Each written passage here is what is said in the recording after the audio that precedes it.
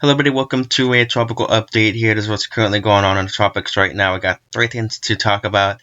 We got Tropical Cyclone 13S, which is still slowly moving away from the Cocos Islands. And we also got Tropical Cyclone 14S inland in Australia, continuing to weaken and should eventually dissipate shortly if it isn't already. And we also got Tropical Cyclone 12S, also known as Eloise, which recently made landfall over Mozambique.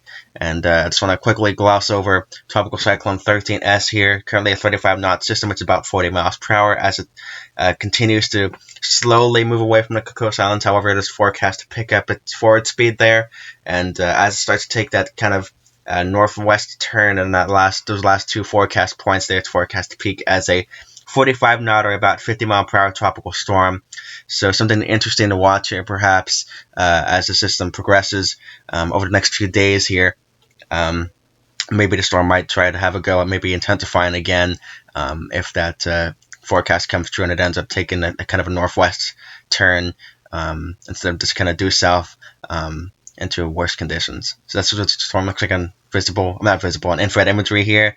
You can see the system's consistent in its convective activity there, like it was last night. And then here is actually visible imagery here, and again you can see the system is very slowly moving away from the Cocos Islands there, and the islands right here being in kind of magenta color there, that little kind of horseshoe shaped island, the Cocos Island there, and the storm is continuing to very slowly move away from that island. And then here is the big thing to talk about. This is Tropical Cyclone 12S, also known as Eloise. The storm made landfall as an 85 knot Category 2 equivalent on the Saffir-Simpson scale storm. So 85 knots is about 100 miles per hour. This is a fairly late cone here, an old cone I mean. And so I'm sure they're probably going to update this cone really soon here, probably within the next hour or so, I'd imagine, like they kind of usually do with situations like this. So again, it made landfall as a Category 2 cyclone just south of the city of Beira, Mozambique. And if, again, that name sounds familiar to you, it's the same city that got impacted really badly by a catastrophic cyclone by the name of Idai in March 2019. Hopefully, the same thing isn't repeated with this tropical cyclone here. We'll have to see what happens when we get all the information out of the city once the threat fully passes from this tropical cyclone here. Because keep in mind, they're still getting infected by it. They're not, of course, getting the worst of it right now, but they're still getting infected by it, so information is going to be hard to get out of the city of Beira, Mozambique, with this tropical cyclone, of course, passing by there. But there's the forecast track there from the Joint Typhoon Warning Center, and here's the latest satellite imagery of the storm over the past 12.5 hours.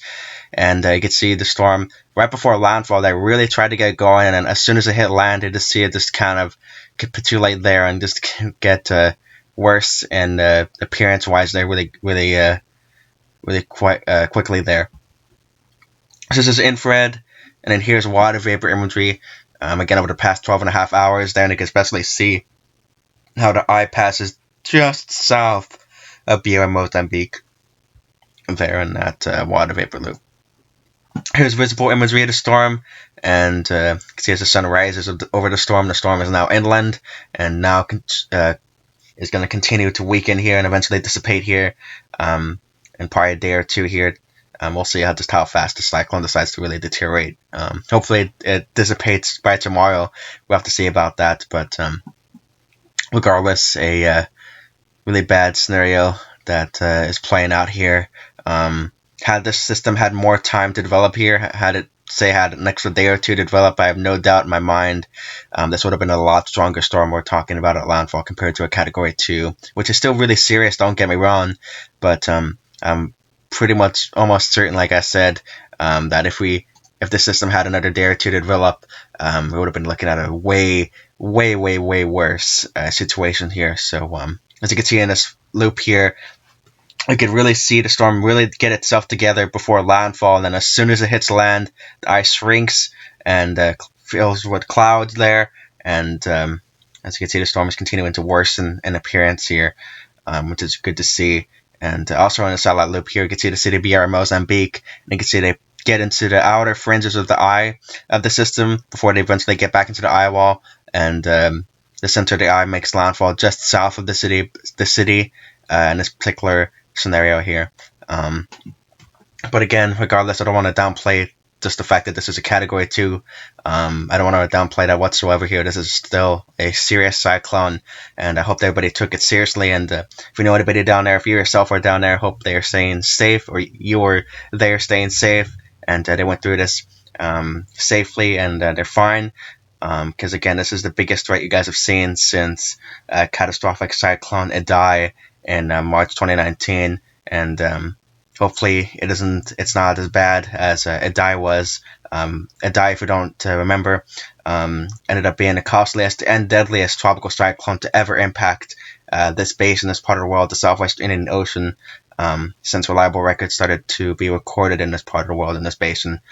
So hopefully that's not the case with Eloise here. We'll have to see again once information starts to flow in here, since of course they just got hit by a Category 2 cyclone here, so information is going to be kind of scarce to find here as they try to fix those power grids after the storm passes and they start to regain communications, and we can start to get a better idea of what exactly went on during this tropical cyclone. So with that, that's pretty much going to be about it for this tropical update. If you have any questions or comments, leave them down in the comment section below, and I'll try to answer them to the best of my ability. If you want to know what websites and sites that I use for this tropical update, they're down in the description below. Click on some of the links down there, and I'll take you to some of the websites that I use for this tropical update. And with that, again, that's about it for this tropical update here.